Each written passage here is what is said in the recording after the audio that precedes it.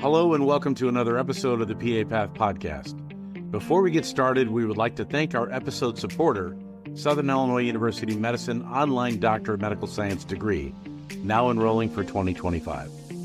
Today, we speak with a long-standing friend of ours who has dedicated her life to the PA profession and to genetics. Constance Goldgar has been a PA educator for decades, and her work with the University of Utah PA program was substantial and consequential. She is well published in the medical and PA education world, and she has served in leadership roles with the ARCPA, NCCPA, and PAEA, where she became president in 2013. Connie is a graduate of the Child Health Associate Program at the University of Colorado, and she began her career in clinical research. She went on to help manage a large NIH-funded grant focused on genetics of common cancers, and she used much of those experiences to lead a focus on genetics for the PA profession throughout her career. She received the Rising Star Award and the President's Award from PAEA and the Michael J. Scotty Jr. MD Award given by the National Coalition for Health Profession Education in Genetics. She is the first PA and first non-MD to receive this award. Well, Connie, Steph and I have been looking forward to this conversation for quite a while. Thank you so much for taking the time to join us and share your story with our listeners. It's a compelling story, and you've done so much for the profession over the years, and we're two of your biggest fans. Thank you. I want to thank you and Stephanie for actually devising this. This is an amazing thing that you came up with. And I've heard of many of the broadcasts and think, wow, we have so many people who are super talented out there, and you've covered a breadth of topics. So just am grateful that you thought of this. And I don't know how I fit into this August group, but I'm grateful for you guys inviting me. Connie, so let's start. Tell us about your path. How did you end up becoming a PA in the first place? So as I thought about this, I'm pretty sure I fit the mold of many people that I've heard in your podcast, which is, guess what? I was a closet pre-med in college. I also felt probably some imposter syndrome because I was a first generation going to college person. And I knew nothing. Like when I first went to school, it was like, the first people who offered me a scholarship, I'm like, oh, and I went to Loyola my first year, and then I transferred to another school that gave me a good scholarship. So that was all great, but I did keep under the radar because I wasn't sure I could really do pre-med. And then I heard about PAs, of course. I was in Iowa, so University of Iowa existed at that time, and it was a brand new profession as far as I was concerned, and probably still for many more years.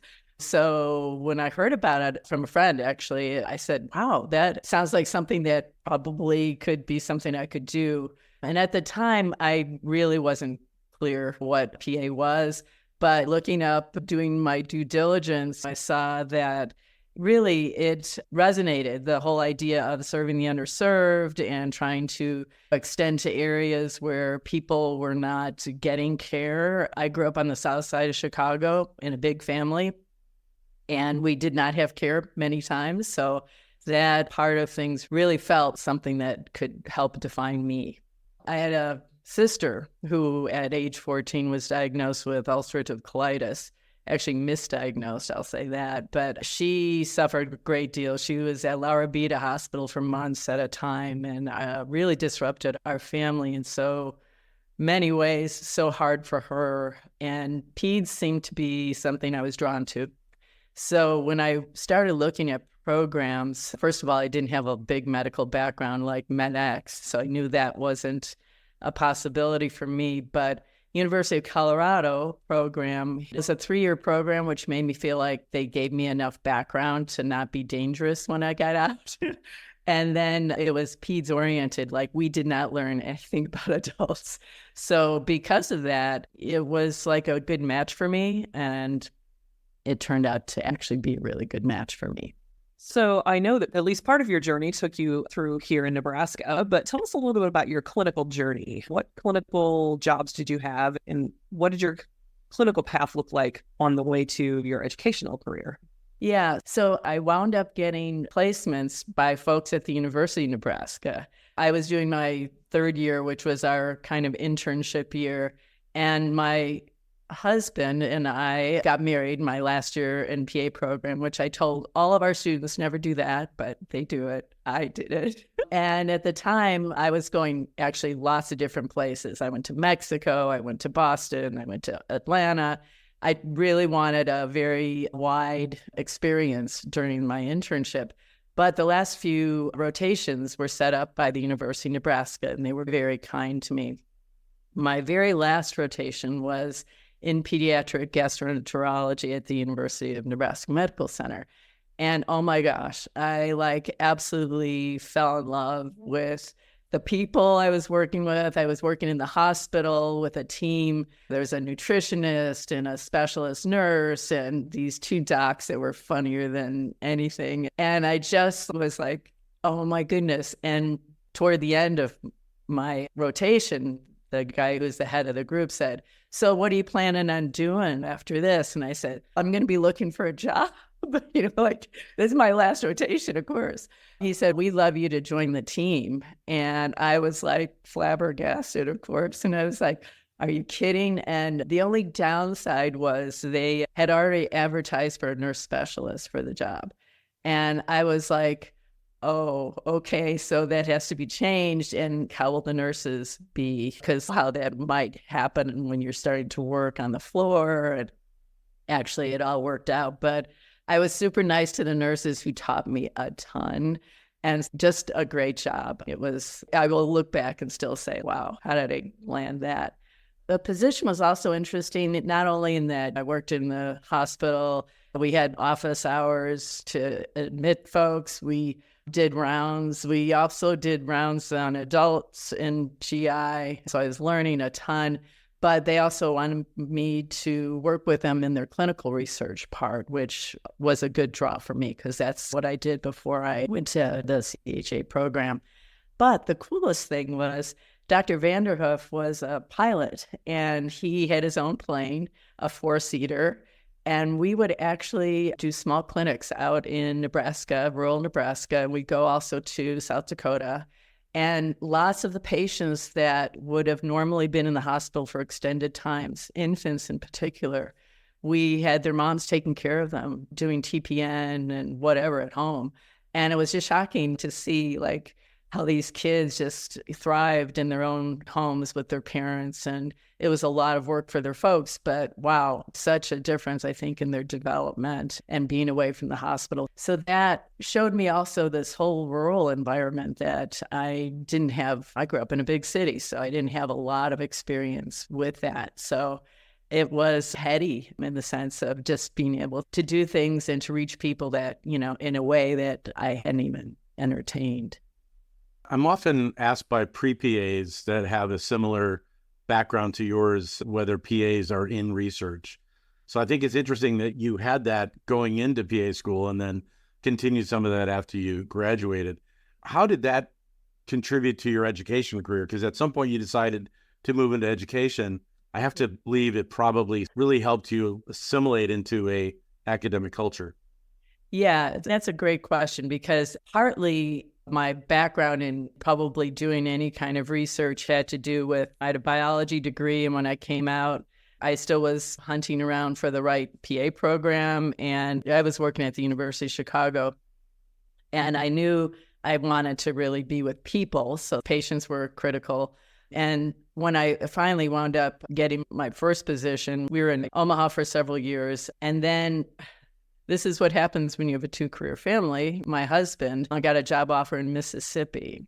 So I moved there kicking and screaming because it was the only state at that point that had no legislation for PAs, no regulation at all. And I was like, what am I going to do? After leaving this great job in pediatric GI, I actually wound up working with a pediatric gastroenterologist at the University of Mississippi, but I couldn't work clinically. So I wound up helping actually teach some of the residents because I'd done that in my prior position, and also headed up their clinical research center. And that kept me off the streets, but it wasn't quite what I had in mind. And it took me a little bit further away from patient care, which kind of hurt, honestly. we were only in Mississippi for a couple of years. And when we got to University of Utah, which is where my husband took a position, I was raising our son, and then I was pregnant with another child, and then it was now what? Now what am I going to do? And I was worried. I was removed from practice now for a few years, and I can tell you, probably 2.5 years. That felt really scary, thinking, how could I go back and treat patients when I was feeling kind of insecure about my own skills? So I wound up actually working again, both clinically and in research at the University of Utah. So I worked in genetic epidemiology. I did not work with my husband because that would have been a disaster. But I did work. It was like, talk about, like, again, a heady time. The people I worked with had this notion, which at the time, and I think Stephanie knows Dr. Lynch. Dr. Lynch was probably one of the few people who thought that cancer was genetic. And Mark Skolnick, who was the head of our group, said, of course it's genetic, and we're going to prove it, kind of thing. And so we worked on melanoma, colon cancer, and breast cancer. And those were the three that we're looking for precursor lesions for. I will tell you that working in Utah is pretty amazing because the families are huge. So those SIBShips, not unlike Dr. Lynch's families, who were farm families, helped really cement some of the data that we needed, because we had people who didn't smoke or drink, had 10 kids, and these large SIBShips that were already in a database. And then they would participate in studies you would never expect anyone else to do. Would you go in for a colonoscopy and have just screening at age 40? So those kinds of things. We were doing fine needle aspirates on women's breasts for no symptoms, no anything. And we had these amazing families who really did help us find lots of important things, like adenomatous polyps becoming colon cancer was one of the guys I worked with. That was his thing. And then in the breast realm, of course, eventually they isolated BRCA1 and 2 genes, which my husband was on that team. So it was a pretty exciting time. Yet I still did not have the full breadth of patient care. So that kind of bugged me. And it was something I'm thinking I'm getting further and further away from being able to actually see patients. And at that point, our son was 5, and he had a good friend named Joey Peterson, whose dad and mom are both PAs, right? And so Joey and Dan were good buddies, and I'm finding out, of course, their parents, what they're doing. And I was just like, oh, maybe this is my way back into seeing patients again, and I'll get some skills under my belt and then go see patients. Don said, oh, yeah, I have a couple of jobs available right now, one being the clinical coordinator, which is, no, I don't want that, but I'll do it. And then the second was an academic coordinator position. So I thought, okay, this will help me learn stuff I need to learn and get back into practice. And lo and behold, I actually really liked education. Yeah, that kind of stuck. I was there for a couple of years, and then David's group had the breast cancer gene stuff, and all of a sudden he was being wooed by everybody to join them. And there I go again, being the dutiful wife. He said, this is an opportunity for us to go to France, working with the WHO and the International Agency for Research in Cancer, and off we went to Lyon, France. Wow. So I just, when you look back and you think about the work that you were able to take part in that has led to so many breakthroughs in breast cancer, in colon cancer, et cetera, I guess because you have a very well-rounded, impressive background in your contributions to the PA profession, but I don't think most people who are peripherally known to you might know exactly your contributions to the things that we're dealing with as humans now. My mother had breast cancer 10 years ago. That's a consequential contribution. How does that make you feel? When I look back at the time, it was so exciting because there was a big race. It was literally, I know Mary Claire King, and she had a movie done about her and her contributions. But in essence, the localization of the gene was at Utah. And then the whole controversy about myriad genetics and all that.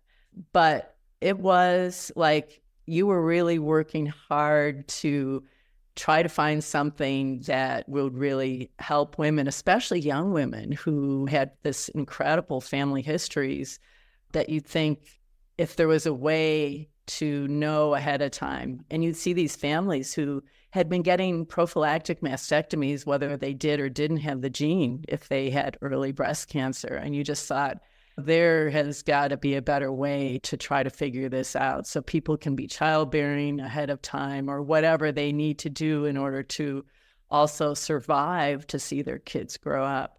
For breast cancer in particular, for colon cancer, there's a little more time, so that's a good thing. But now we're seeing colon cancer starting younger and younger. So the adenomatous polyp thing really also is a lifesaver if people are getting things done when they're supposed to. So both of those things stood, I think, science on its head at the time, because everyone's thinking this is just a rare families, these Li-Fraumeni families or these other families, and they're not.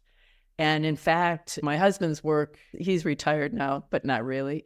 It just continues to look at these variants that we don't know what their significance is, but we know that they're there and they're going to tell a story at some point, probably long after we're gone.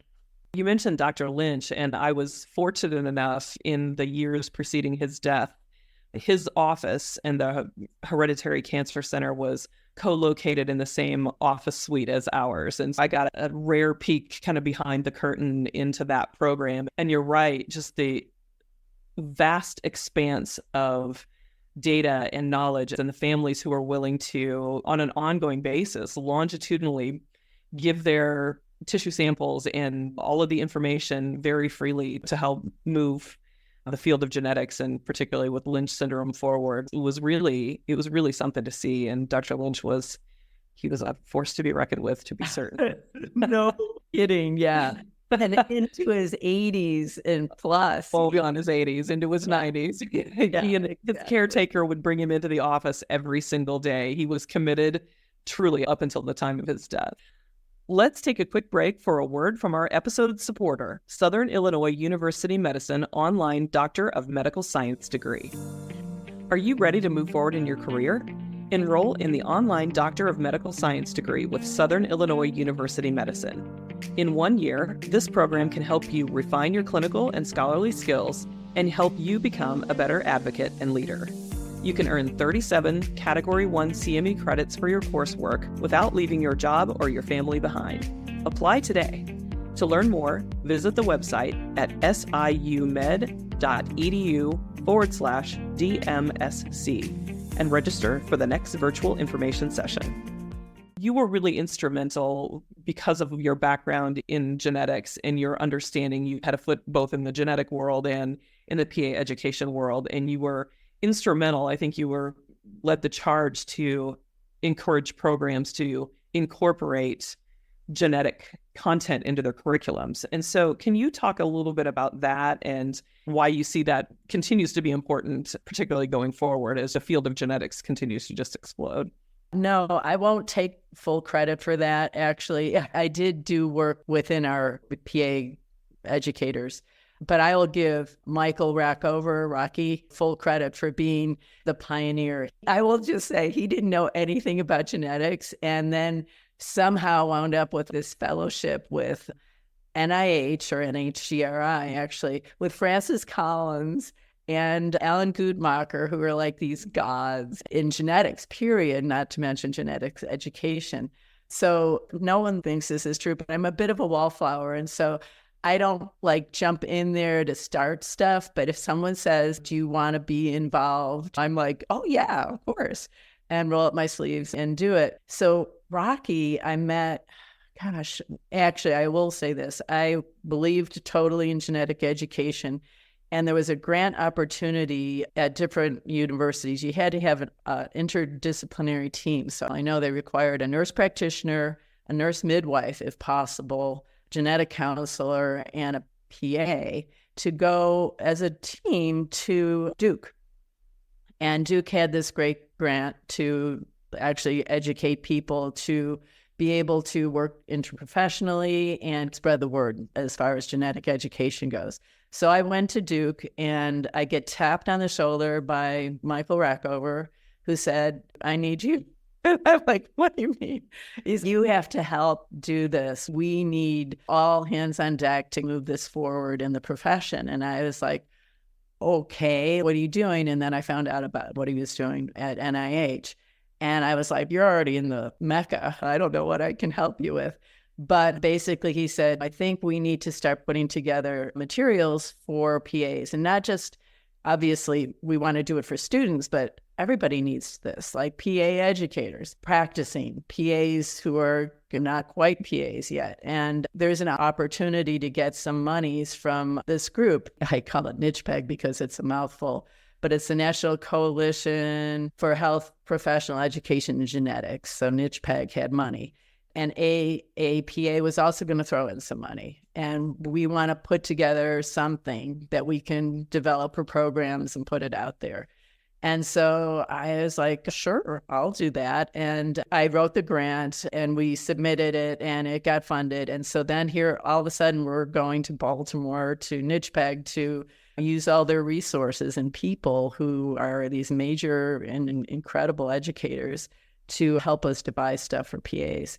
And that was like a heady time. But at the time, I also did this every weekend of my existence. It was ridiculous. I would work during the week and then at home on the weekend, I'm working on this thing and we were traveling back and forth, but we had great people. And again, another interdisciplinary effort was given to us. And so we put together this web-based program and they had this great programmer and we say, can we do this? And he'd say, sure. I was like, can we do phone calls, pretend we're talking and consulting? Sure. Like you just do all these different things that you just think up. And he was able to do it. So we came up with this web-based program that actually anybody who wanted to use it, including practicing PAs, PA educators, and PA students could use. It is still actually around. NICHPEG doesn't exist anymore, but Jackson Labs has done a lot of that education work. They're in Maine and they have updated it. And I will still find out people who are using this. And I don't know how up to date it is. I know they've updated it a few times, but programs will say, yeah, we've used that. And I'm, wow, I hope they're doing a good job keeping it up to date. But that kind of helped us to be put on the NIH map as a profession. And I think was, again, a fun project that who knew what the fruits would be for that. Connie, in 2007, when we were in Tucson for the PAEA meeting, we were fortunate to have Francis Collins come into our board and to our national meeting to talk about the Human Genome Project and where we were at and where we were going. And I think just to put it into context, what I remember from that meeting, other than the fact that he's an incredibly nice man and a talented guitarist and a banjo player, as I recall, he was laying out where they got on the Genome Project. And then at the time, there was so much cost related to testing that it was his vision that was going to take some time to really get the testing costs down to the point where it became really easy to start tackling genetic disease and treatments. Yeah. So I wonder if you could reflect backwards for us, because in 2007, he was saying, we're going to tackle maybe 2 or 3 of these big ones and hope to have some big news in the coming years. But by 10 years from now, it's going to be prolific. Yes. Can you maybe help our audience understand that evolution? Yeah. What was astonishing was it took, however many years. They did come in under budget and under time to have done the first genome. That cost at least $1 million plus to actually put together the first genome. Today, the same putting together of a person's genome, I don't know quite how it breaks down, but in terms of cost of time and of not people per se, but it's something like $200 to do a genome on a person. Now, what they get charged and all that is going to be obviously something different. It's not going to be $1 million. So that alone, there's this thing called Moore's Law, where the decrease in cost and over time is just phenomenal. And that was a prime example of where we thought, wow, genetics is really making these incredible discoveries. the uptake of doing genomes has not happened really. And that's the weird part. We thought, oh, for sure, pharmacogenomics would be one of the first things they would apply. And that has come and gone. We know we can test for who's going to respond to what medications, but yet it's very slow in happening. And it's not cost related. I would say it's more the fact that we have still a huge number of medical personnel, ourselves included, docs, who do not appreciate what these things are and what they can do for patient care. And they will be the first to express their ignorance in terms of genetics. So there's all sorts of continued movements about genetic education for all groups. And I will say nursing has done a very concerted effort, and they have the biggest ship to turn around and have done really well. We still sit with our 2007 ARC-PA standard that can be interpreted so many ways. And I can tell you that as a site visitor myself, I'm sure people can just check off boxes saying, do you talk about like molecular anything? And they'll look like, oh, yes, we do. And then they just check the box. And I'm like always astonished that we don't have more guidance as far as what that really means. And that's true, I'm sure, also in medicine and other areas. So it hasn't taken hold like one would have guessed. In our college, we have a genetic counseling program, and it's interesting. The genetic counseling profession has not taken off either. It's not funded by Medicaid, Medicare effectively. There's a lack of licensure and regulation. We're trying to get the laws changed in the state of Arizona. But one thing we are doing is developing a genetic counseling certificate program for particularly our rural health providers. It's an online program to try to help expand genetic education. So I wholeheartedly believe what you say. I'm wondering too, do you think the concern of ethics and the lack of federal regulations around the ethics of health privacy may have contributed to the slow? Yes, I think misinterpretation of GINA, which is the law that was put into effect in 2009 or 10, was supposed to protect privacy. It doesn't protect all things, which also does make people leery of how do you handle this information. Can other insurers, not just your medical insurer, but your life insurer, have some kind of access to this information?